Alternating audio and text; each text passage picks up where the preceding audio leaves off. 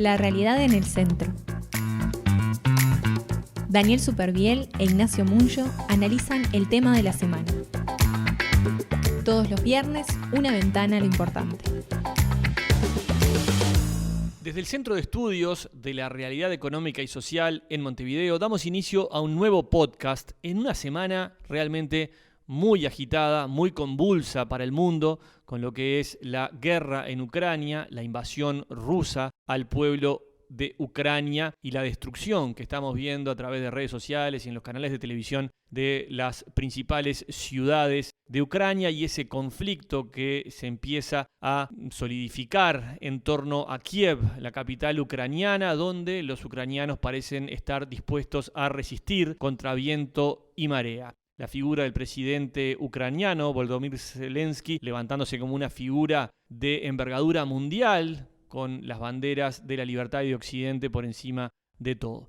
Esa situación no es ajena al Uruguay, donde el presidente de la República realizó ante la Asamblea General su discurso de, entre comillas, rendición de cuentas, donde explicó un poco lo que hizo el gobierno, el Poder Ejecutivo, en el año 2021. Recuerden el año 2021 que estuvo asignado por la pandemia, por el coronavirus, por esos meses terribles de abril, de mayo, de junio y hasta julio, cuando la vacunación, las vacunas, el Sistema Nacional de Vacunación uruguayo empezó a surtir efecto y empezaron a bajar la cantidad de muertos y la cantidad de contagiados. El presidente de la República se paró ante la Asamblea General y brindó un discurso muy minucioso, un poco aburrido, para decirlo de alguna manera, donde detalló minuto a minuto, sección por sección, ministerio por ministerio, ente autónomo por ente autónomo, lo que consideró el gobierno estaba haciendo bien, lo que el gobierno había hecho correctamente para enfrentar la pandemia. Seguimos en crisis sanitaria.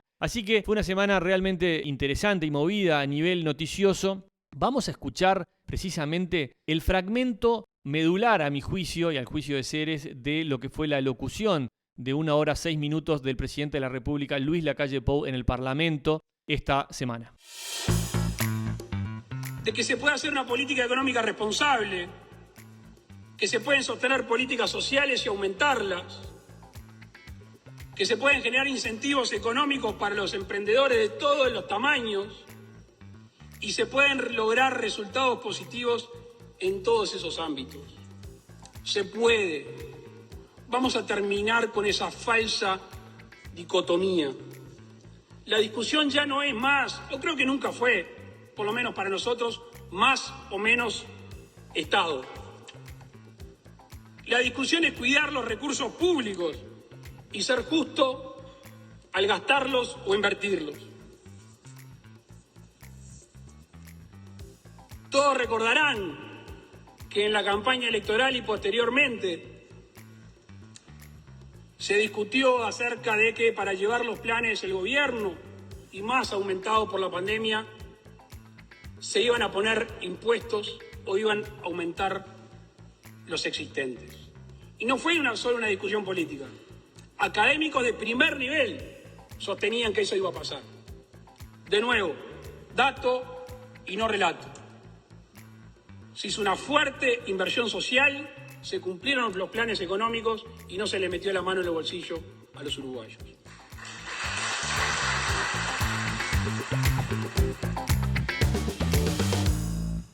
Insistió a lo largo de su alocución varias veces en dato y no relato, en cierta forma tratando de imponer los datos que él considera claves a la hora de recordar lo que fue la gestión del Poder Ejecutivo en el 2021, tratando de recoger los datos que él considera claves a la hora de analizar lo que fue la gestión del Poder Ejecutivo en el 2021. Lo cierto es que se ven aires de recuperación económica, eso es evidente, reconocido por opositores y por oficialistas, y bueno, y ahora queda la agenda de la pospandemia, que brilló por su ausencia en el discurso del presidente. El presidente se dedicó a explicar lo que se hizo, tiró algunos lineamientos de lo que podría venir, como alguna rebaja de impuestos relacionados a la franja del IRPF y del IAS, algunas obras públicas, pero tengo la impresión que se aguantó la munición de la agenda post-pandemia para más adelante, cosa que no estuvo en el discurso del Parlamento. Pero mientras todo esto sucedía, la guerra en Ucrania, el discurso del Parlamento del presidente con sus repercusiones en los diferentes actores de la oposición, Ceres siguió su actividad fundamental de generar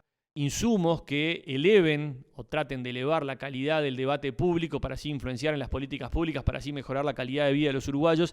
Y nos presentamos ante la Biblioteca Nacional con el director de la Biblioteca Nacional, Valentín Trujillo, el escritor, quien hoy está al frente de esta importante biblioteca latinoamericana, la Biblioteca Nacional, y nos recibió y le donamos, Ceres le donó a Valentín Trujillo algo así como 100 libros, tal vez un poco más, que van a ser distribuidos en todas las bibliotecas relacionadas al Sistema Nacional de Bibliotecas. Precisamente el libro Uruguay, Democracia en Marcha, ese libro que refleja lo que fueron las celebraciones de los 35 años de Ceres el año pasado, con esa muestra al aire libre en la Plaza Independencia que recorrió diversos departamentos. Al recibir la donación, el director de la Biblioteca Nacional, Valentín Trujillo, nos decía lo siguiente. Bueno, antes que nada, me parece que es muy valorable todo el proyecto, ¿no? Un libro que esté dedicado a el periodo ininterrumpido más amplio de democracia en el Uruguay, donde han participado todos los partidos políticos, todos los mayores dirigentes, y reivindicar eso como un bien nacional, como un bien que está en nuestra identidad y que se ha denominado Democracia en Marcha, creo que es muy valorable. Creo que la Biblioteca Nacional se suma de alguna manera a esto, recibe el libro en donación, lo pone a disposición de los usuarios y además ofrece una distribución a través del Sistema Nacional de Bibliotecas Públicas para que el libro llegue a sus más de 110 bibliotecas en todo el país, bibliotecas que están en las capitales departamentales, en las principales localidades y también en los pueblitos más chicos. Me parece que de esta forma el libro logra una penetración y una llegada, reivindicando también el libro en papel, ¿no? Que la gente continúe, a pesar de todos los avances tecnológicos, que pueda haber estas páginas, este diseño, la calidad de las fotos, los textos. Así que en ese sentido agradecemos muchísimo a Ceres, felicitamos la idea y el emprendimiento y bueno, ponemos nuestras vías de contacto para que esto se difunda lo máximo posible.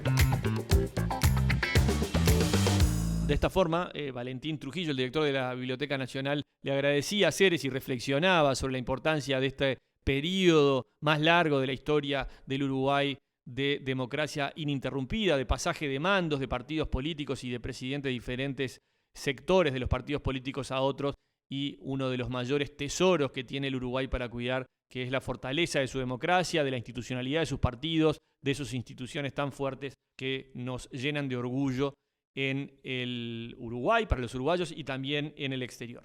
De esta forma damos por terminado el podcast de esta semana para Ceres, saludando a todos nuestros oyentes en Montevideo, fuera de Montevideo, en las diferentes radios que nos retransmiten en el interior y también fuera de fronteras. Muchas gracias.